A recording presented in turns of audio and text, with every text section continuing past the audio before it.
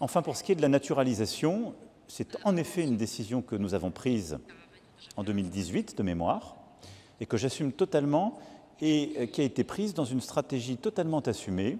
Le président français Emmanuel Macron a défendu jeudi la décision de 2021 d'accorder la nationalité accélérée au PDG de Telegram, Pavel Durov, mis en accusation. Durov a reçu la nationalité française en 2021 par le biais d'une procédure spéciale réservée à ceux qui sont considérés comme ayant apporté une contribution spéciale à la France. Lors d'une conférence de presse lors d'une visite en Serbie, Macron a déclaré que la décision d'accorder la nationalité à Durov était une stratégie concernant ceux qui font l'effort d'apprendre la langue française.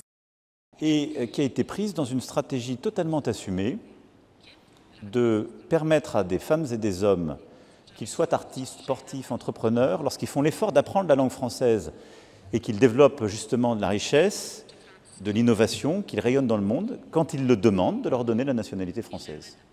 Et je l'ai fait pour M. Durov, qui d'ailleurs a pris la peine d'apprendre le français.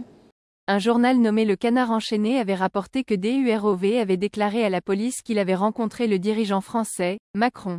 Macron, cependant, n'est pas d'accord avec cette remarque, en affirmant qu'il n'était pas du tout au courant de l'arrivée de Durov dans le pays ou de toute rencontre prévue entre les deux. Le président Macron a refilé sa confiance dans l'état de droit supervisé par des juges indépendants et l'affaire est entre les mains de la justice.